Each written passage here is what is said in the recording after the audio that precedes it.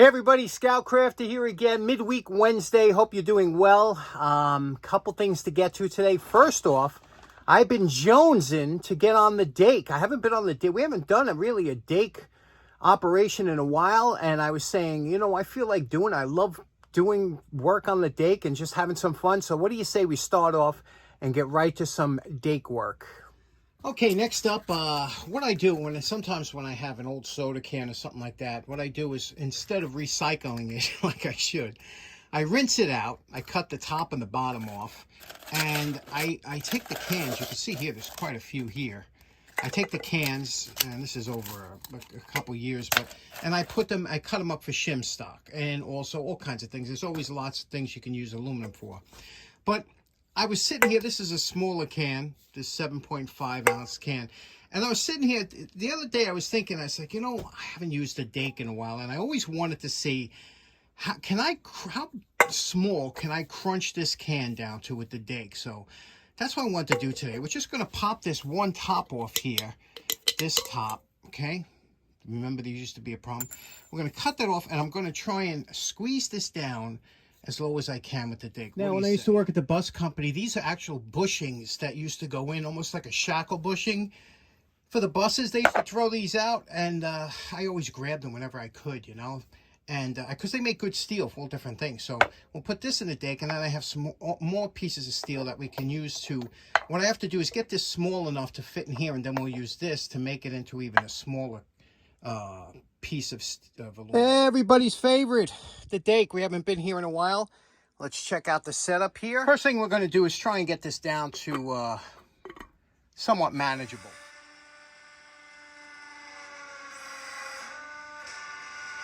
Okay, we have it down to here. Now we're going to fold this up and try and get it so that it could fit into that small piece of metal we have, so we can see how we can compress it. But there we go. That's just with the plywood.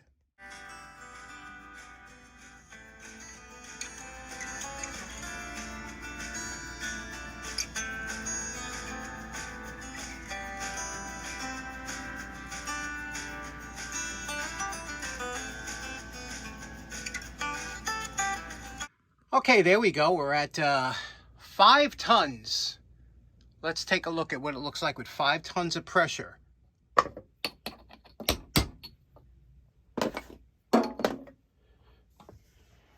And there we go. Let's try 8 tons. There we go. Let's see what it looks like. Come on. All right. Okay, so that's 8 tons of pressure to get that to look like that. You can see it's pretty solid, pretty amazing. I would always want to see what a foil ball would squeeze down to, because remember, this aluminum, it's extruded, so it's kind of almost work hardened. So aluminum foil is kind of soft and would be more. Let's take some aluminum foil and do the same thing. Okay, I don't want to waste too much of aluminum foil, but this is 9 feet of regular aluminum foil. Let's crunch it up, see what we get it down to.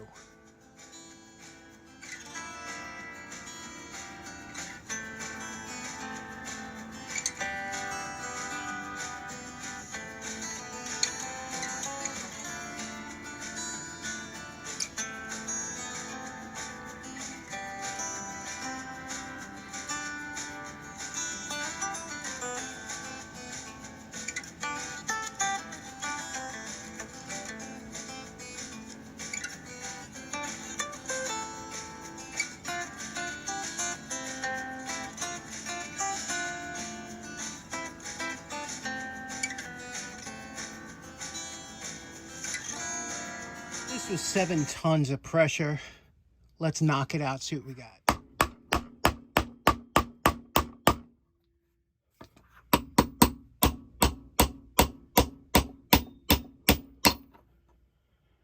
Here we go. Let's take a look at it. Okay, this is 9 feet of aluminum foil. It's pretty dense, huh? I'll tell you the truth, you know, it starts to crack apart and stuff. But when you put it under that immense pressure, you see what happens. It kind of comes together. I always used to remember those foil ball challenges that they were big in overseas for a while, and then here, you know, where people would take some foil and ball it up and make a shiny ball. I was always wondering if you could do that. And look at that. What do you think of that? It's pretty impressive, right? That foil all cringed up, and here's the can.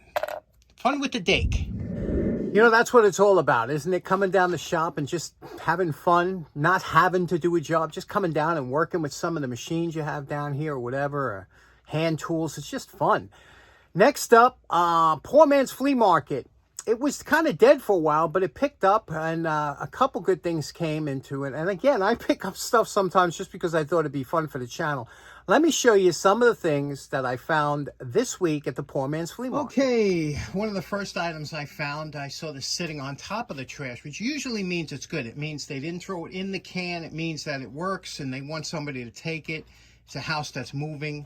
And this is one of those old halogen lights, and they have pros and cons. Mostly cons now with the LEDs out there. They use a lot of electricity. They get hot.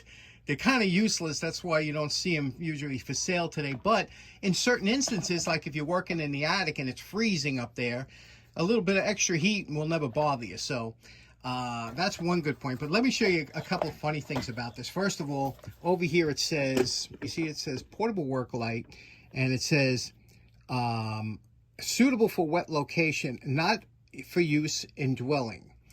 So in dwellings, meaning, you know, you don't use this in your attic or something as a regular light. But what I found interesting is over here, now halogen lights get hot. You know, that's one of the drawbacks of them.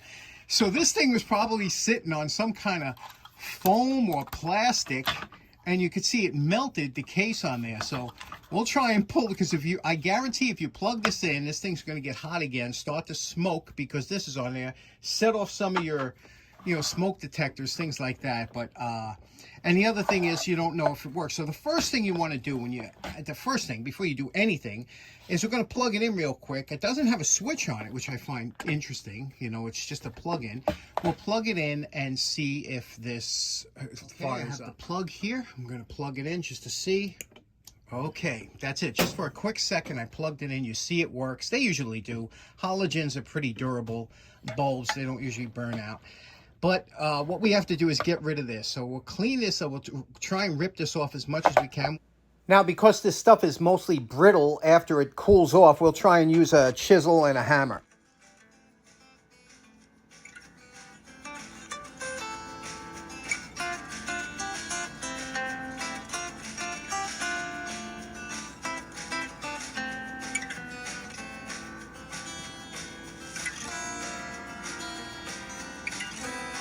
Next up, real quick, I'm going to check the wiring in here just to make sure that there's nothing that's a problem if we're going to, because these do, like I said, they do get hot. So you always want to make sure that everything is okay here. So here we go. We got a rubber gasket here, which is nice. And yeah, there we go. Everything looks copacetic. We'll just make sure those connections are tight and put everything, there's your strain relief. Put it back together and clean it up. One wing nut opens up the bulb access. You can see there's the bulb. The reflector looks nice. The bulb, anytime if ever you handle a halogen bulb, you have to wipe it down with isopropyl alcohol to get any hand oil off the bulb that gets so hot that it could weaken it. So anytime you touch any kind of bulb like that, take a tissue with isopropyl alcohol, wipe off any potential hand oil. It's always best to handle these with some kind of glove, but if you do touch it, just wipe it off. And we got to clean this lens. You see how dirty it is, and there's two clips here.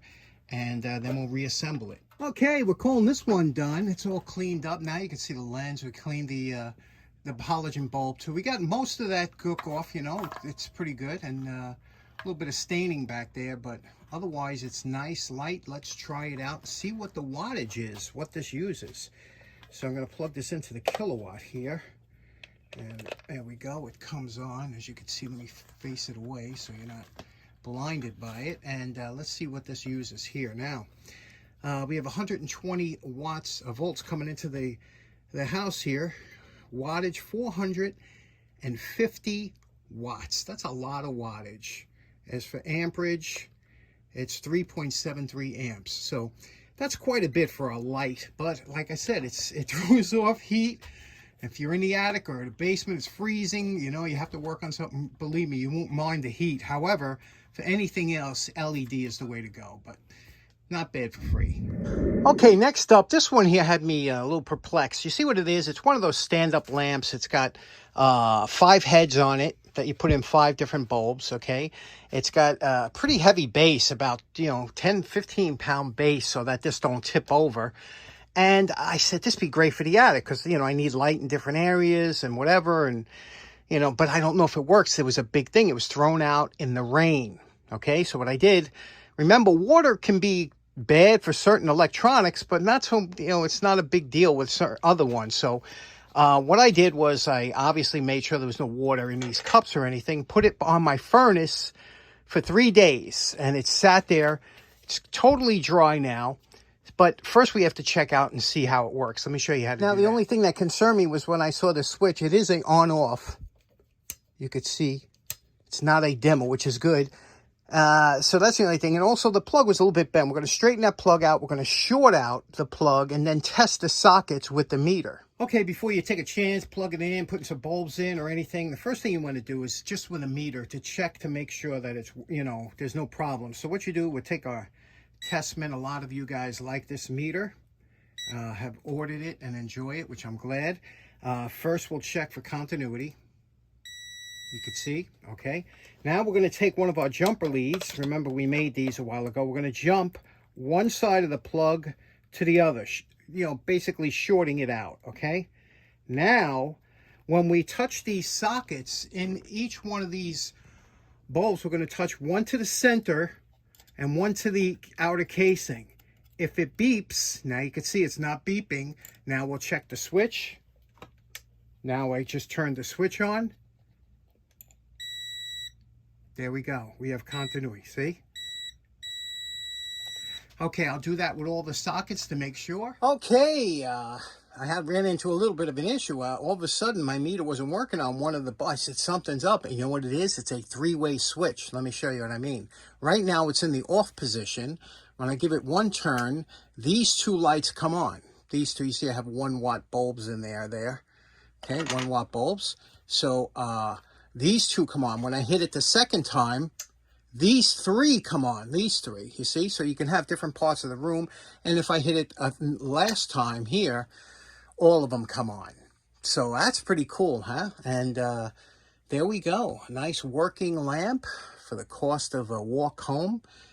Pretty interesting. I love the poor man's flea market. Last up, I was walking around the corner from me. Just around the corner, I saw this in the garbage, and I said, look at that.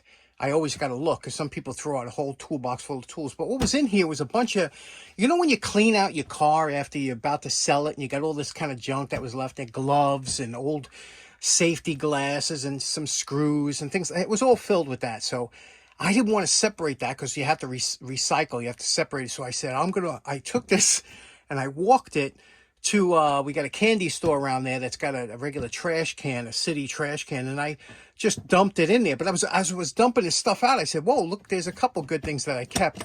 But here we go. We have a DeWalt. Let me show you some of the stuff that I kept that was in here. Now you can see some of the junk that I saw this in there. I was like, uh-oh. But of course it was empty. Somebody maybe got engaged or something. So just different things, that I didn't throw into the trash can. But these can always, they're still useful today.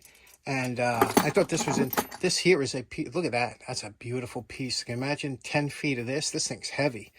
Copper. This is like feed line. Beautiful.